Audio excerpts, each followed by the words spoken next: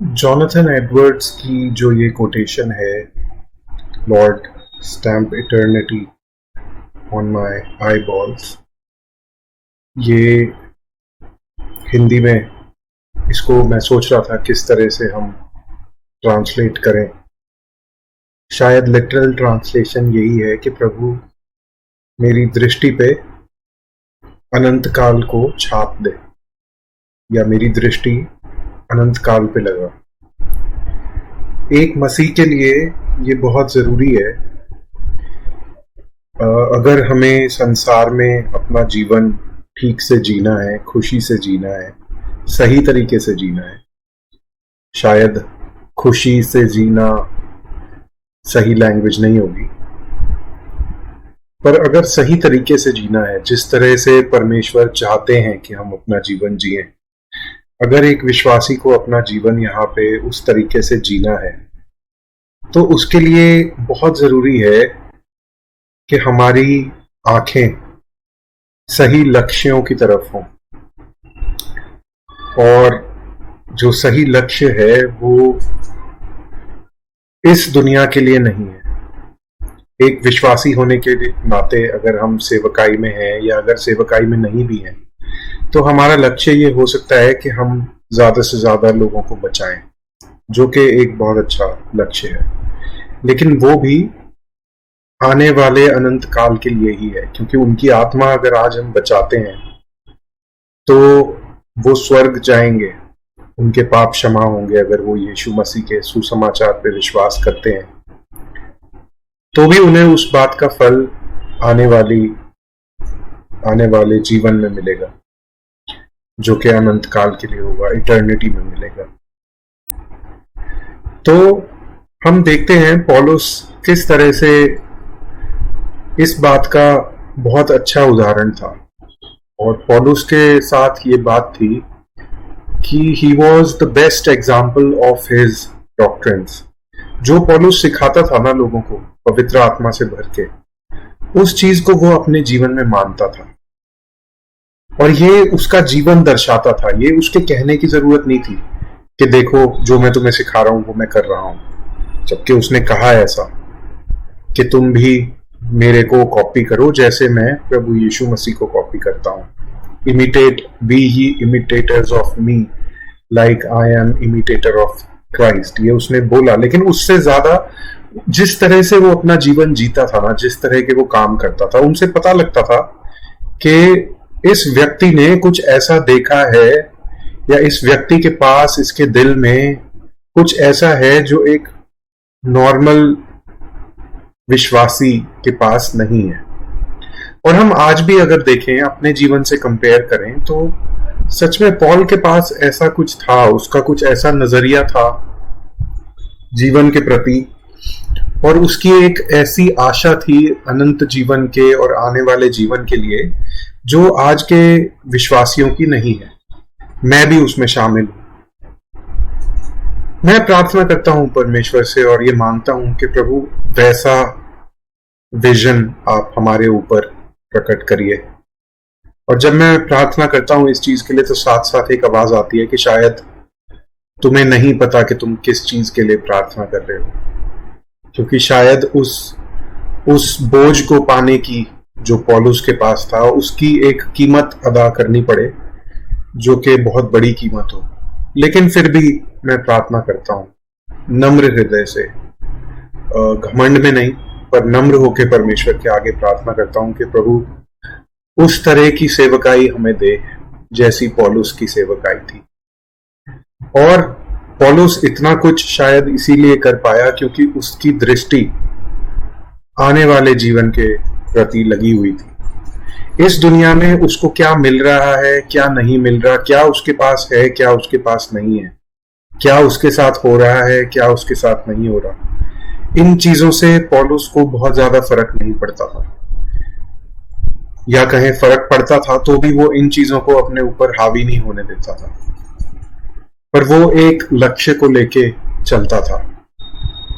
और ये हम पॉल की राइटिंग्स में भी देखते हैं। कुछ वचन जो हम आज देखेंगे उनमें ये चीज और साफ हो जाएगी। पहला कोरिन्थियों उसके 15वें अध्याय और उसकी 19वीं आयत अगर देखें, ये वचन मैं बहुत बार अपने आप को याद दिलाता हूं और मसीह भाइयों को भी याद दिलाता हूं। इंग्लिश में लिखा है कि if in this life only we have hope in Christ, we are of all men most miserable.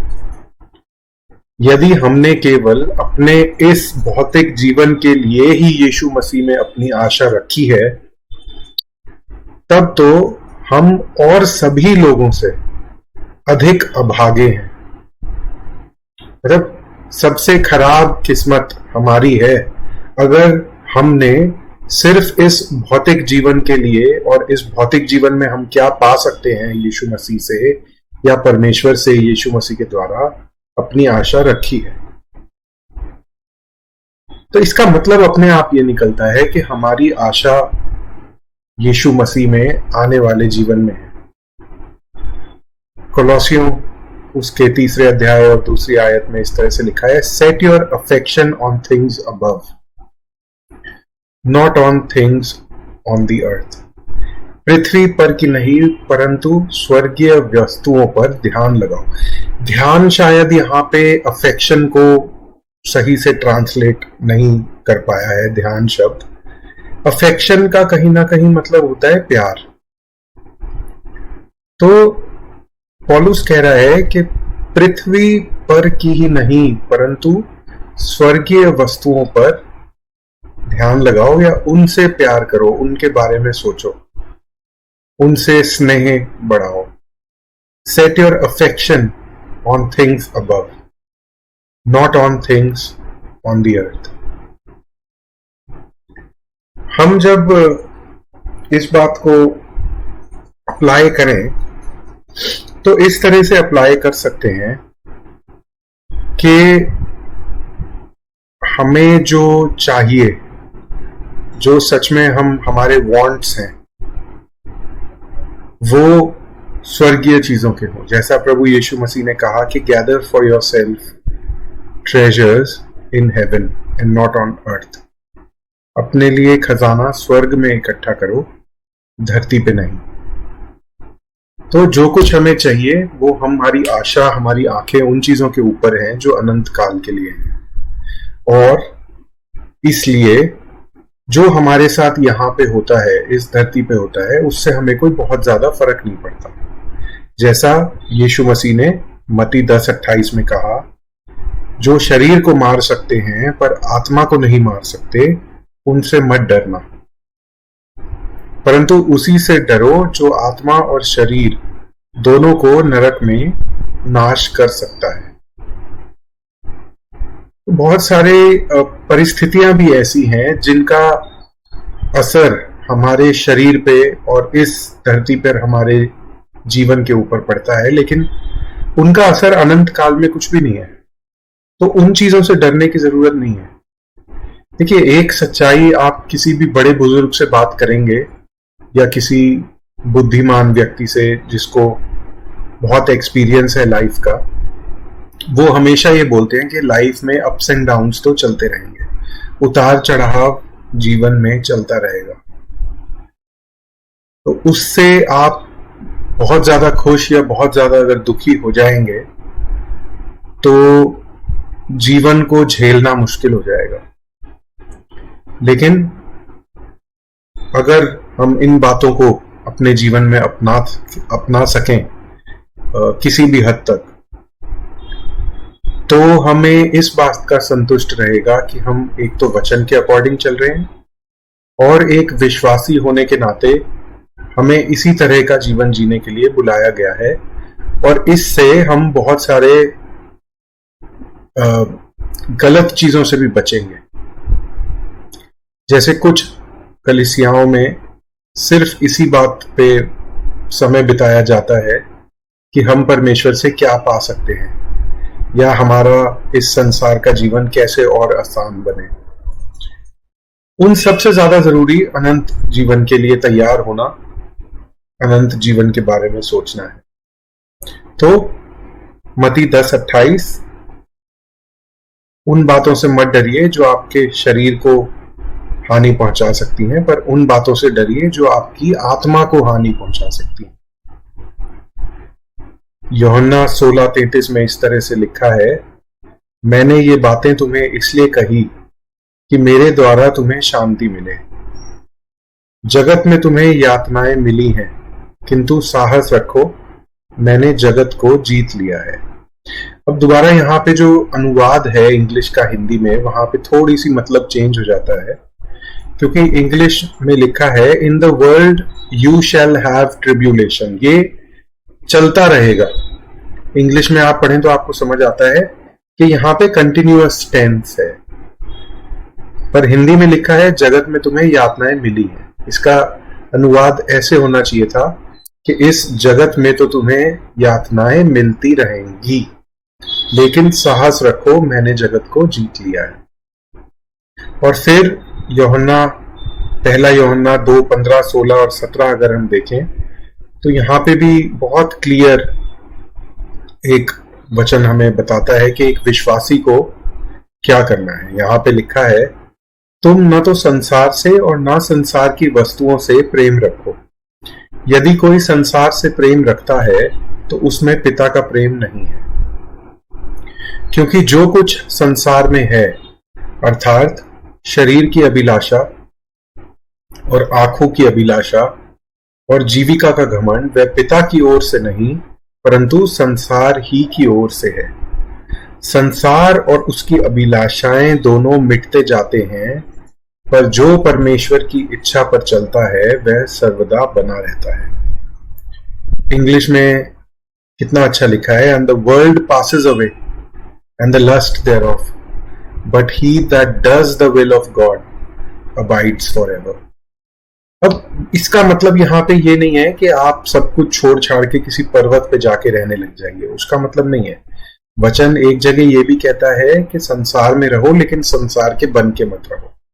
पर यहाँ पे बस बात ये हो रही है कि आपका जो प्यार है, लव नॉट द वर्ल्ड, प्रेम मत रखो संसार की चीजों से। अगर वो चली जाए तो तुम्हें कितना दुख होता है, शायद इस बात से पता लगेगा कि आपको कितना प्रेम था उस चीज से, कि अगर कोई चीज चली जाए तो उससे जितना दुख हो रहा है उतना ही आपको प्रेम था उससे। तो इस बात का ध्यान रखना है कि संसार के अंदर सिर्फ ये 3 चीजें हैं। हर कोई जो चीज है उसको आप इन 3 कैटेगरी में रख सकते हो, शरीर की अभिलाषा, आंखों की अभिलाषा और जीविका का घमंड। और ये सब खत्म होता जाता है, लेकिन जो परमेश्वर की इच्छा पर चलता है वह सर्वदा बना रहता है, इस संसार में नहीं परंतु आने वाले अनंत जीवन में। हिब्रानियों का 11वां अध्याय, जो कि इंग्लिश में बोलते हैं द फेथ चैप्टर, जहां हीरोज ऑफ फेथ का वर्णन है, जो विश्वास के एक तरह से नायक थे, उन लोगों के बारे में बताया गया है।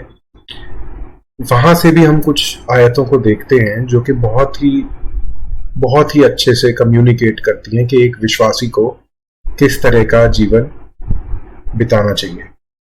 इन बहुत सारे महान लोगों के बारे में लिखा है कि इन लोगों ने विश्वास को अपने मन में लिए हुए ये लोग मर गए। जिन वस्तुओं की प्रतिज्ञा दी गई थी उन्होंने ये वस्तुएं नहीं पाई। उन्होंने बस उन्हें दूर ही से देखा और उनका स्वागत किया, तथा उन्होंने ये मान लिया कि वे इस धरती पे परदेसी और अनजान हैं। These all died in the faith। बहुत सारे लोगों का नाम लिख के वहां पे लिखा है कि ये लोग विश्वास ही में मर गए। Not having received the promises, जो परमेश्वर ने उन्हें सही रास्ते पे, सच्चाई के रास्ते पे, विश्वास के रास्ते पे चलने से जो उन्हें फल मिलने थे, जो उन्हें वादा किया गया था, वो फल उन्हें इस दुनिया में नहीं मिले। Not having received the promises, but having seen them afar off। उन्होंने विश्वास के द्वारा चलते रहे सही रास्ते पे। ये लोग इस बात पे विश्वास रखे कि जो फल हमें वादा किया गया है वो हमें आने वाले जीवन में मिलेंगे। तो उन्होंने उन फलों को दूर से देखा और उस पर विश्वास किया और उन्हें अपनाया। They were persuaded of them and embraced them। और उन्होंने इस बात का अंगीकार किया कि इस धरती पे वे अनजाने और परदेसी हैं। तो इस तरह से उन्होंने अपना जीवन बिताया। इतने बड़े बड़े महान लोगों के नाम यहाँ पे इब्रानियों 11 में लिखे हैं। उनमें से बहुत लोग ऐसे थे जिन्होंने दुख उठाए और उन्हें जो भी चीजें वादा की थी परमेश्वर ने कि तुम्हें अच्छे रास्ते पे चलने से ये मिलेंगी, वो उन्हें नहीं मिली यहाँ पे इस धरती पे। लेकिन उन्हें पता था कि ये चीजें आज नहीं मिल रही हैं तो आने वाले जीवन में मिलेंगी। और ये मेटीरियलिस्टिक चीजें नहीं थी, ये दुनियावी चीजें नहीं थी, पर ये आत्मिक चीजें थी। पर क्योंकि इन लोगों की आंखें उन आत्मिक चीजों पे लगी हुई थी, इसलिए ये अपनी दौड़ अच्छे से खत्म कर पाए, सही तरीके से अपनी दौड़ यीशु को देखते हुए खत्म कर पाए। इब्रानियों 11:6 में इस तरह से लिखा है, पर वे एक उत्तम अर्थात स्वर्गीय देश के अभिलाषी थे, इसलिए परमेश्वर उनका परमेश्वर कहलाने में नहीं लजाता। इंग्लिश में लिखा है, wherefore God is not ashamed to be called their God. मतलब एक जैसे तौबा करते हैं ना कानों को हाथ लगा के, ऐसे करने वाला ये वचन है कि खुदा ना करे हमारी वजह से कभी ऐसा समय आए कि God should be ashamed to be called our God. और किस वजह से God was not ashamed to be called their God? Because their focus, their desire was for a better country which is heavenly rather than earthly.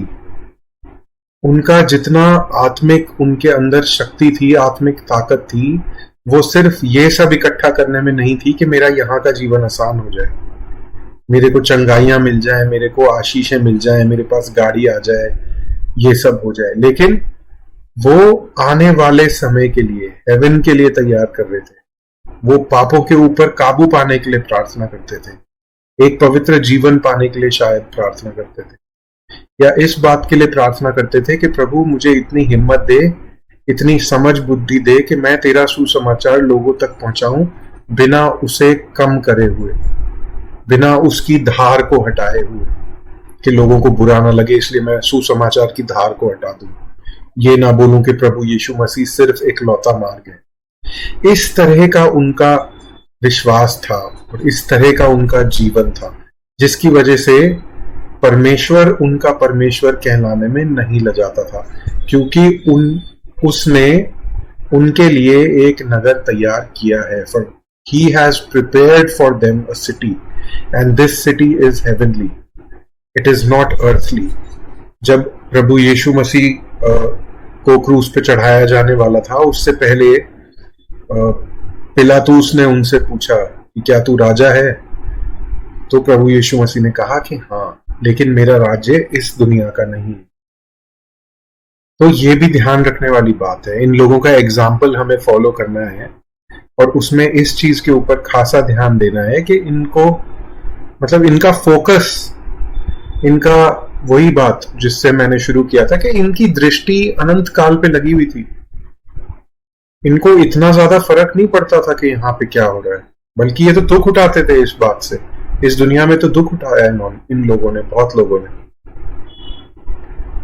फिर हम देखते हैं मत्ती 16:23 में, जब यीशु मसीह बोलते हैं कि मेरे को मारा जाएगा, पकड़वाया जाएगा, तो पतरस बोलता है कि प्रभु ऐसा ना हो आपके साथ। जीसस उससे बोलते हैं, गेट दी बिहाइंड मी सेटन। पतरस को बोलते हैं मेरे पीछे हो जा, you are an offence to me. और ये मैंने जानबूझ के यहाँ पे हिंदी की ट्रांसलेशन नहीं लगाई, क्योंकि मैं चाहता हूं आपका ध्यान इस शब्द की तरफ ले जाना।